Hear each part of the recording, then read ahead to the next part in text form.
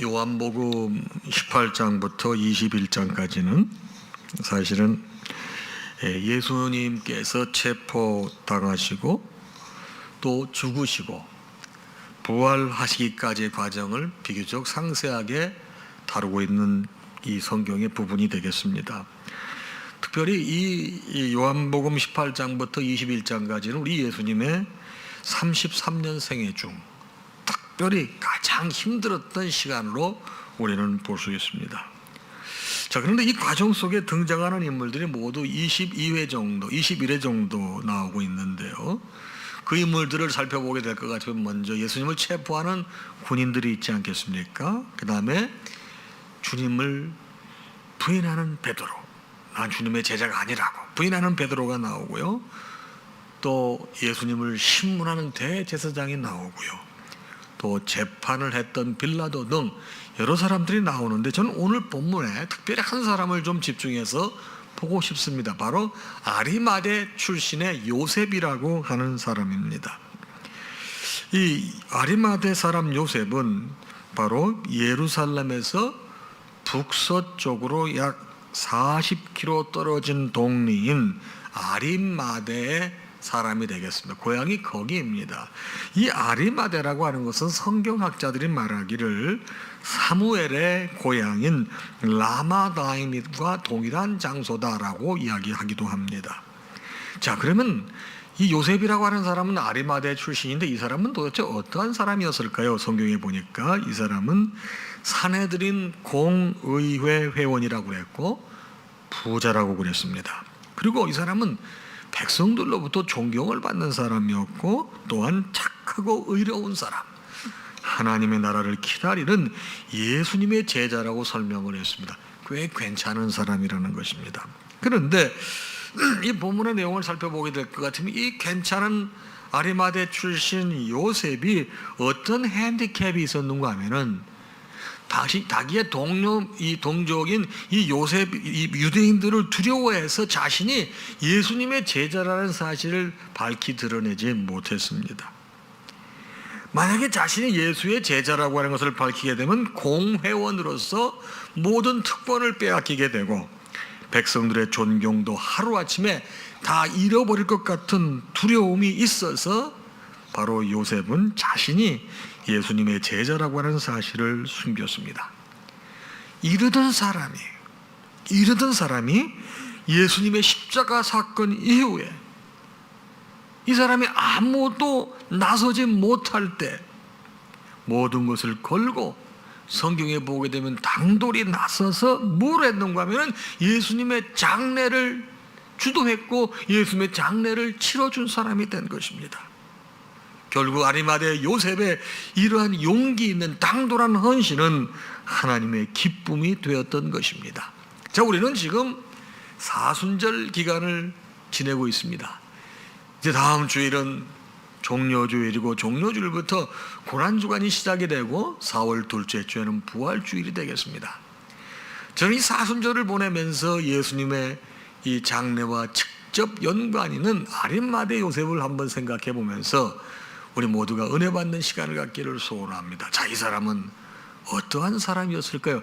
서두에 제가 이런 사람은 이러이러한 사람이라고 했지만 좀 더 영적인 측면에서 이 사람은 어떠한 사람이었을까요? 오늘 본문 19장 38절에 보니 이렇게 전개되고 있습니다.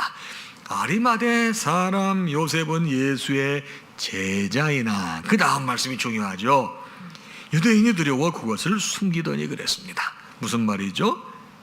소심하고 연약했다는 거예요. 유대인들이 두려워서 자신이 예수님의 제자인 것을 숨긴 사람, 연약한 사람이라는 것입니다. 오늘 본절 38절부터 42절까지는 예수님의 장례가 이루어지는 과정을 구체적으로 묘사하고 있습니다. 이 말씀을 보게 되면 예수님의 장사 지냄에 있어서 주도적인 역할을 한 사람을 보게 되면 바로 이 요셉이라고 하는 사람이죠. 좀 전에 말씀드렸지만 이 사람은 어떤 사람이죠? 예수님의 제자였고 부자였고 산헤드린 공의회 회원이었고 선하고 의로웠으며 하나님의 나라를 기다리는 경건한 사람이라고 했습니다. 그런데 자기 신분을 두려워서 숨겼어요. 비밀스럽게 했습니다. 요셉은 이런 성품을 가지고 있었어요. 그런데 요셉 같은 사람이 이 사람만 그랬을까요? 적지 않은 사람들이 우리 주변에 보게 되면 요셉처럼 자신이 예수님의 제자임을 드러날까 몰래 고민하고 또 이렇게 주저하는 사람들도 있죠. 공회원인 요셉, 자신이 예수님의 제자임이 드러날까 이를 숨겨온 아주 소심하고 연약한 자였습니다. 바로 예수로 인해 불이익을 당할까 봐 두려워했습니다. 믿음이 연약한 자라고 어찌 보면 정의할 수도 있겠습니다. 여러분, 근데 우리 성도들도 내가 그리스도인이라는 것을 드러내지 못할 때가 종종 있어요. 회사 동료들과 회식을 갔을 때 대개 여러분 이 사람들 보니까 밥 먹으면 꼭 술이 들어가더군요. 제 친구들 보니까 그러더라고요. 꼭 밥 먹으면, 우리는 이제 믿는 사람들은 밥만 먹고 헤어지고 그 다음에 뭐 이제 커피 한 잔 마시러 가는 정도인데, 이 사람들은 꼭 밥을 먹으면 술을 먹고 그 다음에 이제 뭐 커피 하는 경우도 있고 또 기분 좋으면 또 노래방도 가고 그러는 것 같아요. 근데 여러분, 직장 생활하는 사람들 중에 우리 크리스찬이 없는 것 같습니까? 적지 않게 많습니다. 그럼 그런 데 가서 사실 나의 정체성을 겸손하게 드러내면서 그 분위기를 해치지 않고, 그러면서도 뭐 그냥 발랄한 행동을 하지 않으면서도 겸손하게 자기의 정체성을 드러내면서 좋아할 수 있는 방법이 여러 가지가 있다고요. 근데 그렇게 하지 않고 자기가 예수의 제자인 것을 드러내지 못하는 사람들이 있는데, 바로 이런 아리마대 요셉이 오늘날을 사는 우리와 같은 모습도 오버래핑이 됩니다. 그런데 하나님 말씀에 보게 되면 성령님께서는 여러분과 제가 가지고 있는 그런 연약함을 도우셔서 강하게 만드시고 오늘 건강한 크리스찬으로 만들어 주셨다는 것이죠. 이것이 바로 로마서 8장 26절이에요. 성령도 우리의 연약함을 도우시나니. 자, 우리의 연약함을 누가 도와주세요? 성령 하나님이 도와주시는 거예요. 성령도 우리의 연약함을 도우시나니 우리는 마땅히 기도할 바를 알지 못하나 오직 성령이 말할 수 없는 탄식으로 우리를 위하여 친히 간구하시느니라. 하나님께서, 성령 하나님께서 여러분과 저의 연약함을 도우셔요. 그래서 마땅히 구할 것을 알지도 못해요. 그러나 하나님께서 탄식하시면서 우리를 위해서 친히 간구하신다는 거예요. 우리의 소심함과 연약함을 아시는 주님, 우리를 강하고 건강하고 하나님이 기뻐하시는 자녀가 될 수 있도록 이끌어 주시고 키워주시고 세워주신다는 것입니다. 그러나 그러한 것을 경험하기 전에 아리마대 요셉은 소심하고 연약한 자였습니다.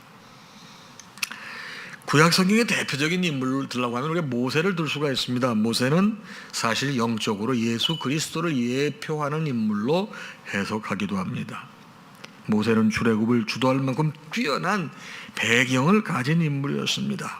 그러나 동족의 억울함에 의분을 느껴 사람을 죽일 만큼 동족에 대한 의식이 있는 사람이었습니다. 그러나 하나님께서는 모세를 광야로 보내셔서 40년 동안 훈련시키셨습니다. 훈련 잘 받은 모세에 맡겨진 사명을 잘 완수하여 이스라엘의 위대한 조상으로 기록이 되었습니다. 근데 여러분, 모세가 어떤 사람이었습니까? 결코 완벽한 인물이 아니었습니다. 모세는 자신에 대해서 고백하기를 자기는 말 주변이 없는 사람이라고 그랬습니다. 출애굽기 6장 12절에 보게 되면 모세가 여호와 앞에 아뢰어 이르되 이스라엘의 자손도 내 말을 듣지 아니하거든 바로가 어찌 들으리까 나는 입이 둔한 자이니이다 그랬어요. 자, 여기서 말하는 입이 둔하다고 하는 말을 잘못하는 것뿐만 아니라 논리적이지도 않고 설득력도 없다는 뜻이에요. 내가 내 동족들도 설득을 잘 못 시켜서 사람 죽였다고 쫓겨난 판에, 이렇게 의로운 일을 했음에도 불구하고 동족들에게 쫓겨난 판에 내가 무슨 일을 할 수 있습니까? 그 말이에요. 그래 하나님께서 누구를 붙여주셨죠? 형이죠. 형 아론 대변자를 붙여주셨고 아론은 모세를 도와 맡겨진 사명을 완수해냈습니다. 그럼 주님께서는 왜 모세에게 언변의 능력, 사람에게 잘 의사를 전달할 수 있는 전달의 능력, 잘 설득할 수 있는 설득의 능력, 이런 걸 주시지 않았을까요? 하나님께서는 모세가 형 아론의 도움을 받을 때마다 하나님의 능력을 기억하고 겸손하기를 바라신 것입니다. 모세는 아론을 볼 적마다 자기의 속마음을 어떻게 저렇게 잘 설명할까? 어떻게 저렇게 우리 동족들에게 잘 설득시킬까? 그것을 이렇게 보고 느낄 때마다 하나님의 능력을 기억하고 겸손히 계속 마음에 자리 잡았던 것입니다.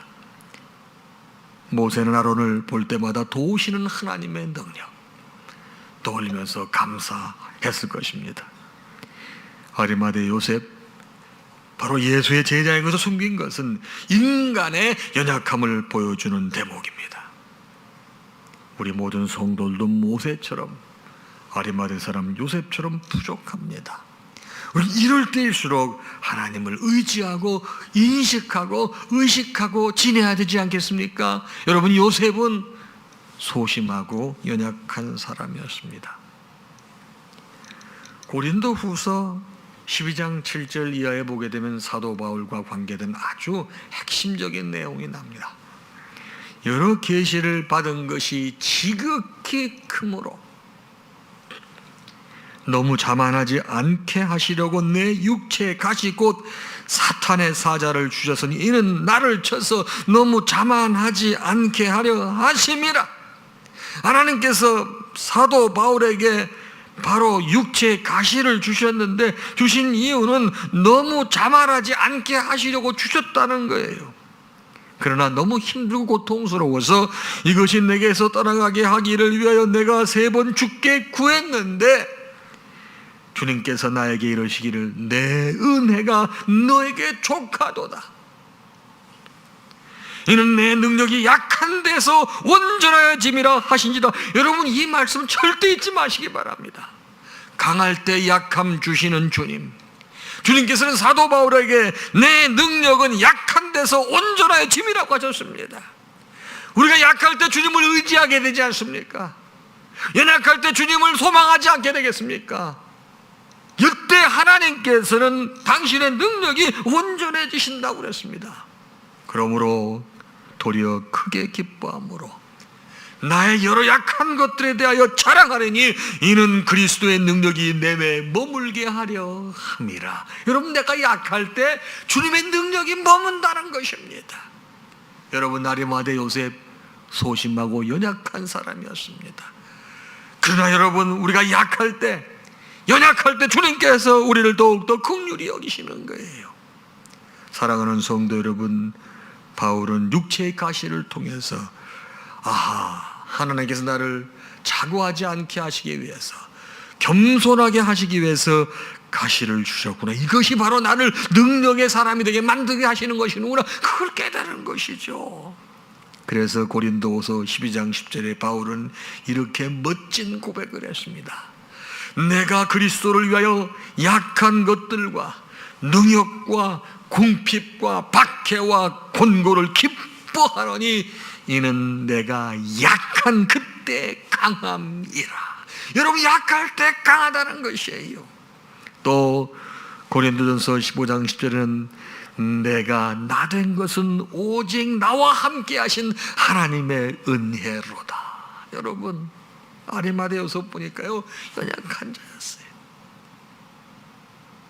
하나님께서 택하신 그 연약한 자 내버려 두지 아니하시죠. 근데 이 사람이요, 여러분, 성령 하나님께서 그의 마음에 감동을 주시고 그 연약함을 아시고 친히 간구하셔서 이 사람을 변화시키셨는데, 어떻게 변화시키셨느냐? 여러분, 19장 38절에 보니 이렇게 말씀이 전개가 됩니다. 아리마대 사람 요셉은 빌라도에게 예수의 시체를 가져가기를 구하며 그랬습니다. 이건 뭐예요? 이렇게 소심하고 연약했던 믿음의 소유자가 용기를 내서 믿음을 드러낸 거예요. 그것도 누구한테? 빌라도한테 가가지고 예수의 시신을 수습할 수 있도록 나에게 달라고 그런 것입니다. 이건 뭡니까? 지금까지 내가 불이익 당할까봐 숨어 있었던 사람이 내가 불이익을 당해도 괜찮아, 불이익의 여러분 가능성도 염두에 두면서 감수하고 빌라도를 찾아가서 예수님의 시신을 달라고 요청하는 장면입니다. 성경에 보니까요, 이 행동을 당돌하다고 그랬습니다. 마가복음 15장 43절입니다. 왜 당돌하다는 표현을 했을까요? 아리마대 사람 요셉이 와서 당돌히 빌라도에게 들어가 예수의 시체를 달라니, 바로 이 사람은 어떤 사람이요? 이 사람은 존경받는 공회원이요 하나님의 나라를 기다리는 자라. 여러분, 당시 로마법에요, 처형당한 시체는 독수리 밥이 되도록 내버려 두었습니다. 자, 저렇게 놔두게 되면 여러분 이제 독수리의 밥이 되는 거예요. 이때 아리마대 요셉이 나선 것이죠. 또 당시 유대법에 의해서 처형된 시체는 법정에서 지정한 장소에 반드시 매장하도록 되어 있는 거예요. 요셉은 로마법도 따르지만 유대의 법도 따르지 않습니까? 그래서 유대의 관습에 따라 예수님의 시신을 장사 지내도록 허락해달라고 빌라도에게 요청한 것입니다. 여러분, 당시 상황은 여러분 예수님이 십자가에 죽었는데 어느 누구도 나서지 못하는 상황입니다. 겁나서. 심지어 제자들도 다 주행망치지 않았습니까? 그러나 빌라도는 백부장을 보내서 예수가 완전히 죽었는지 확인하라. 확인한 다음에 마가복음 15장 44절 이하에 보게 되면 그의 시신을 내주죠. 제가 보니까 아리마대 요셉은요, 용기를 내서 아주 어려울 때 믿음을 드러냈던 사람입니다. 우리 에스더 얘기 너무 잘 아시잖아요. 에스더 4장에 나오는 얘기인데, 바사 나라의 아수에로 왕비의 얘기인데, 하만이 음모를 해서 이스라엘 모든 백성들이 목숨을 잃을 큰 곤경에 처해지게 됐습니다. 그때 에스더를 어려서부터 키워준 삼촌 모르드게는 에스더를 간곡히 설득합니다. 네가 왕비가 된 것은 이때를 위할 놈이지 않으냐. 너 혼자 잘 먹고 잘 사고 있게 되면 하나님께서 너에게 책임을 물으실 거라고. 그래서 에스더가 결단하지 않습니까? 그래서 유대인들에게 금식을 요청하고 자신 또한 금식을 시작했습니다. 당시 이 바사법, 바로 페르시아 법에 의하면 왕의 호출이 없이는 왕 앞에 나가지 못하는 규례가 있었습니다. 만일 이 규례를 어기고 왕 앞에 나아갔을 때는 죽을 수 있다는 왕실의 규범이 있었거든요. 그때 에스더가 어떻게 표현합니까? 에스더서 4장 16절에 보게 되면 에스더는 자기의 마음을 이렇게 표현합니다. 금식한 후에 규례를 어기고 왕 앞에 나아가리니 죽으면 죽으리이다. 이게 뭐예요? 용기를 드러내는 믿음이에요. 내가 죽으면 죽겠습니다. 바로 삼촌에게 내가 죽음을 각오하고 왕 앞에 나가겠다는 거예요. 이 결심을 행동으로 옮겼단 말이에요. 금식 후 예복을 입고 왕궁 안뜰로 나갔습니다. 에스더는 왕의 부름 없이 왕의 앞에 나간 거예요. 왕의 호출 없이 왕 앞에 선 것은 자신의 생명을 건 위험한 시도였습니다. 에스더는 용기 있는 믿음, 어려울 때 자기의 믿음을 드러내어 자신의 민족을 구원했습니다. 여러분, 믿음이라고 하는 건 용기이며 몸인 겁니다. 아리마대 요셉, 아무도 용기를 내지 못할 때 소심하고 연약했던 사람이 성령께서 그의 마음을 어루만지시니까 용기가 나는 거예요. 여러분, 한양대학교 교육공학과 교수 중에 유영만이라는 사람이 있어요. 저분이 쓴 책 중에 용기라는 책이 있습니다. 저 책입니다. 다 잘 아는 내용을 이렇게 썼더라고요. 물은 99도에서 끓지 않고 섭씨 100도에 이르러 끓는다. 전기기관차의 수증기 게이지도 마찬가지다. 전기기관차도 212도를 가리켜야 움직인다. 우리의 인생도 99도, 211도에서는 절대로 변화가 일어나지 않는다. 여러분, 유영만 교수가 용기라는 책에서 이런 얘기를 했어요. 고작 1도의 차이지만은 그 1도가 우리의 인생을 결정하는 굉장히 중요한 가치라는 것입니다. 그분 얘기는 그거예요. 우리 인생의 성패도 1%, 마지막 1%의 용기와 인내가 결정 짓는다는 것입니다. 마지막 1%의 행동이 결정을 짓는다는 거예요. 우리가 잘 아는 것처럼 시험도 1점 차이로 합격과 불합격이 갈리잖아요. 운동 경기에서 0.1초 차이로 메달 색깔이 바뀌잖아요. 여러분, 우리 믿는 모든 사람들에게는 사명이 있습니다. 그런데 그 사명을 감당하려고 하면 믿음이 있어야 되는데 믿음이 없이는 감당 못하는 것입니다. 아리마대 요셉은 십자가 사건으로 성령께서 감동시키셨을 거예요. 네가 해라. 이때 요셉은 모든 것을 감수한 각오로 자신의 믿음을 드러낸 것입니다. 그랬더니 어떤 현상이 생겼습니까? 여러분, 용기를 낸 사람이 따라오는 거예요. 어떻게 따라옵니까? 이때 밤에 예수님을 몰래 찾아왔던 니고데모 있지 않습니까? 니고데모가 모략을 가지고 와서 예수님의 장사를 도왔습니다. 39절입니다. 일찍이 예수께 밤에 찾아왔던 니고데모도 몰약과 침향 섞은 것을 100리트라쯤 가지고 온지라. 아리마대 사람 요셉과 니고데모가 합심하여 아무도 보살피지 않았던 예수님의 시신을 장례한 거예요. 아주 멋진 헌신, 귀한 헌신, 용기를 드러내서 우리 주님 예수 그리스도를 여러분 예의를 갖춰 귀하게 장사 지냈던 것입니다. 여러분, 제가 요셉을 보니까 소심하고 연약한 사람이었는데 성령께서 그의 마음을 어루만지시니까 용기를 내서 믿음을 드러냈더라고요. 그런데 나아가서 이 사람은 이제 아까 잠깐 제가 장례를 치렀다고는 말씀을 드렸지만은 이분이요 더 나아가서 장례를 치렀는데 자기의 가장 좋은 것을 드려서 또 헌신하는 모습이 나옵니다. 19장 40절입니다. 이에 예수의 시체를 가져다가 유대인의 장례법대로 그 향품과 함께 세마포로 쌌더라. 여러분 잘 아시다시피 아리마대 사람 요셉은 세마포를 입혀서 예수님의 시신을 모시다가 장사를 지내는데 한 번도 사용해보지 않은 새 무덤에 예수님을 모셨다고 합니다. 아리마대 사람 요셉은 우리 주님을 장사하기 위해서 자신의 가장 좋은 것을 내어 헌신했습니다. 아리마대 사람 요셉은 예수님을 당시 유대인의 관례대로 장사했습니다. 장사하는 과정에 주변 사람들의 의식을, 여러분 주변 사람들의 비난을 여러분 왜 의식하지 않을 수 있었겠어요? 그럼에도 불구하고 그런 거 개의치 않고 헌신했습니다.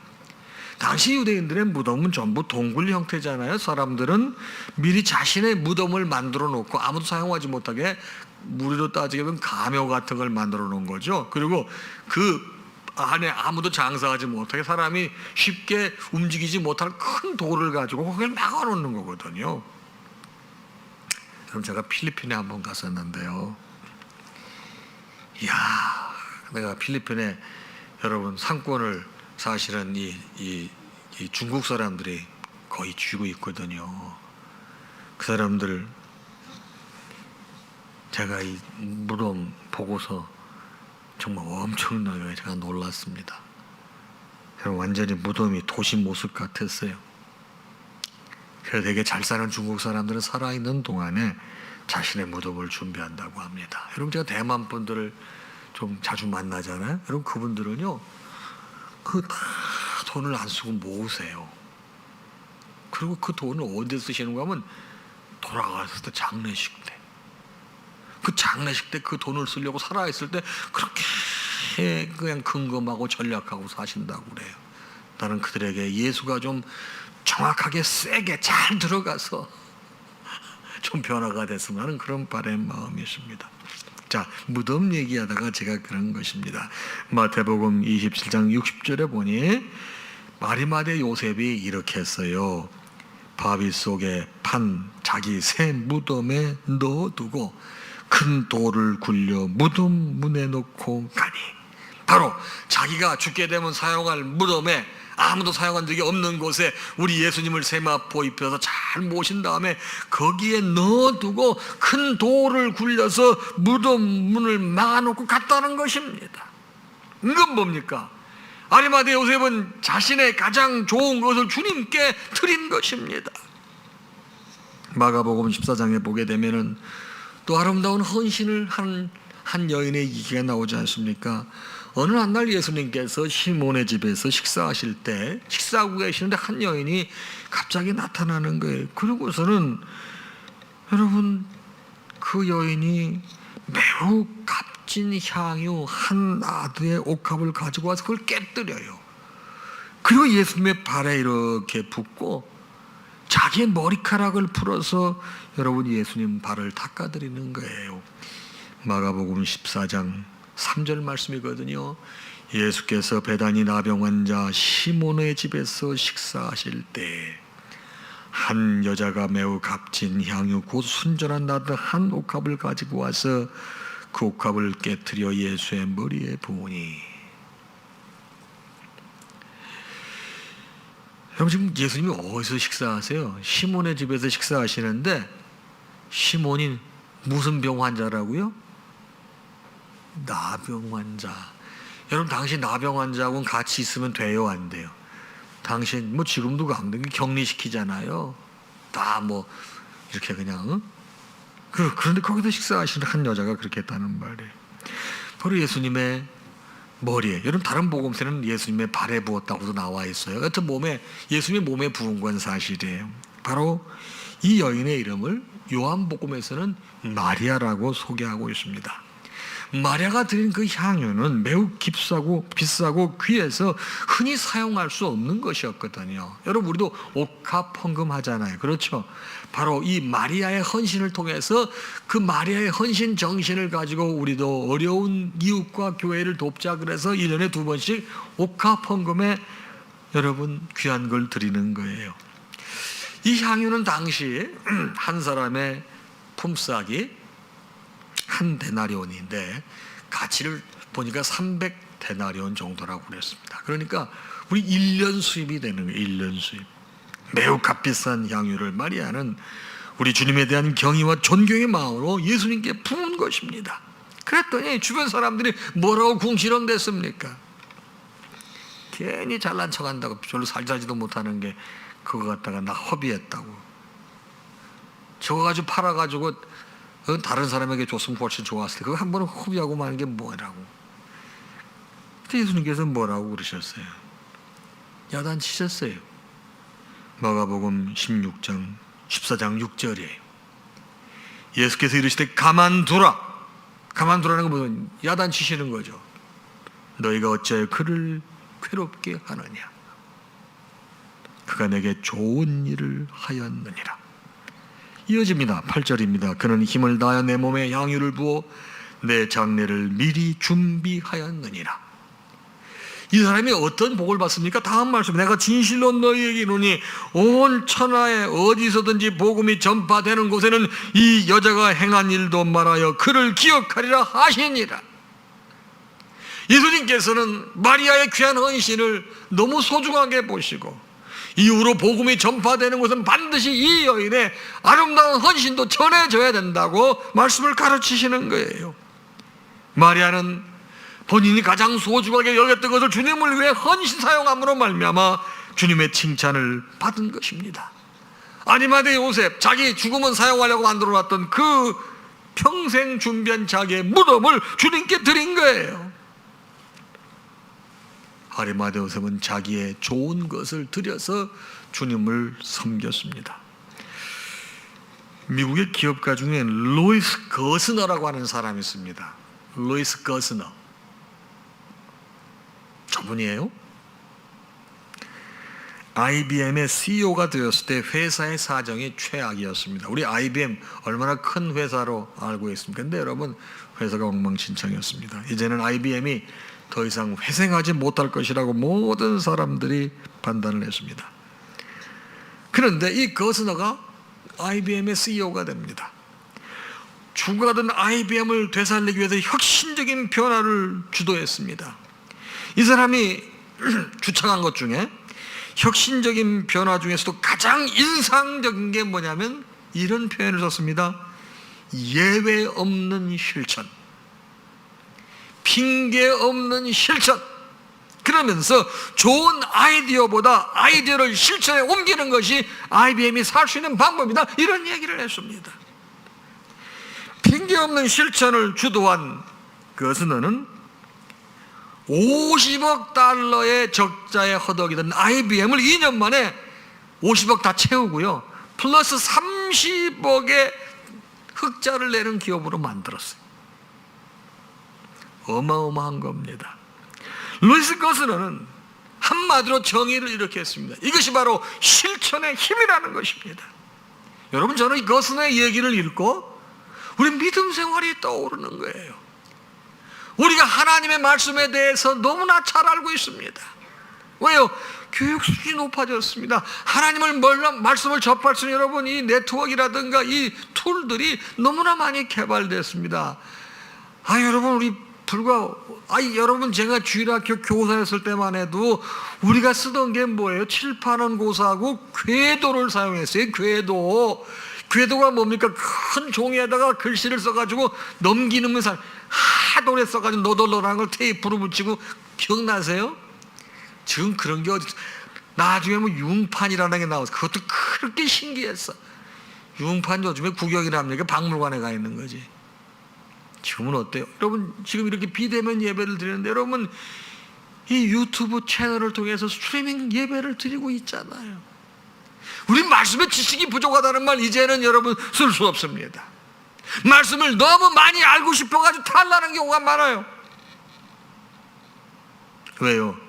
말씀을 잘하는 것도 중요하지만 더 중요한 것은 내가 아는 말씀을 실천하고 사는 게 더 중요한 것입니다.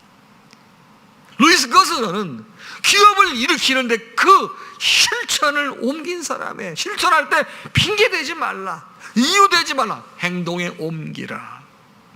여러분, 헌신의 계획도 중요합니다. 앞으로 내가 이렇게 하겠다도 중요합니다. 그러나 정말로 중요한 것은 그것을 행동에 옮기는 거예요. 아무리 좋은 계획도 실천에 옮기자면 아무런 소용이 없는 것입니다. 그래서 요한복음 13장 17절에 주께서 말씀하시를 너희가 이것을 알고 행하면 복이 있으리라. 아리마대 요셉은 성령께서 그의 마음을 어루만져 주실 때 주저하지 않고 실천에 옮겼습니다. 두렵고 떨리는 상황이었습니다. 성령께서 네가 하라, 그런 말씀을 주셨을 때 용기를 내어 예수님의 시체를 요구했고 가장 좋은 것을 드려서 예수님의 장사를 마무리했습니다. 저는 여러분들의 사순절을 보내면서 실천적인 헌신으로 하나님의 뜻을 이루어내는 우리 주님께 자랑스러워하시는 제자들이 되시기를 소망합니다. 아리마대 요셉이 어떤 사람이었습니까? 연약한 자였습니다. 자기가 예수의 제자라고 하는 드러내지 못하는 소심하고 연약한 자였습니다. 그러나 주님을 여러분 인격적으로 성령 하나님의 음성을 듣고 만나고 난 다음에 아무도 용기 내서 하지 못하던 것을 용기를 드러내어 믿음을 드러내어 예수님의 시신을 구했습니다. 그리고 그것으로 끝난 것이 아니고 자기의 가장 좋은 것을 들여서 헌신해 예수님의 장례를 깔끔하게 마무리했고 자기의 헌신으로 니고데모까지 신앙의 동기를 부여하는 멋진 선한 영향력을 끼치는 귀한 사람이었다는 것입니다. 사랑하는 성도 여러분, 우리 지금 사순절 기간을 보내고 있습니다. 나도 요셉처럼 연약하고 소심한 사람입니다. 그러나 성령께서 우리의 마음을 만지시고 우리에게 감동을 주실 때 우리 모두는 바로 요셉 같은 사람이 될 수 있습니다. 하나님은 그를 축복하시고 그를 통해서 영광 받으시는 거예요. 한 주간도 주의 평강과 은혜가 함께 하시길 축복합니다. 찬양하겠습니다.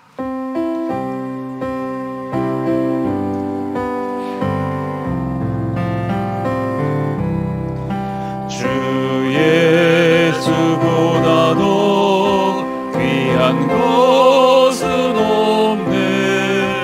이 세상 부귀와 수 없네. 영축을 내 대신 돌아가신 그 놀라운 사랑 잊지 못해. 세상 즐거움 다 버리고 세상 자랑 다 버렸네. 주 예수보다도 귀한 것은 없네. 예수밖에는 없네. 주 예수보다도 귀한 것은 없네. 이 세상 행복과 바꿀 수 없네. 유혹과 핍박이 몰려와도 주 섬기는 내 맘 변치 않아. 세상 즐거움 다 버리고 세상 자랑 다 버렸네. 주 예수보다도 귀한 것은 없네. 예수밖에는 없네. 우리 주님 예수 그리스도의 크신 은혜와 하나님 아버지의 무한하신 사랑하심과 성령님의 감동, 감화, 교통, 역사 충만하심이 오늘 주신 말씀을 받고 세상을 향해 나아가는 사랑하는 당신의 모든 자녀와 그 가정 위에 이제로부터 영원토록 함께 있을지어다. 아멘.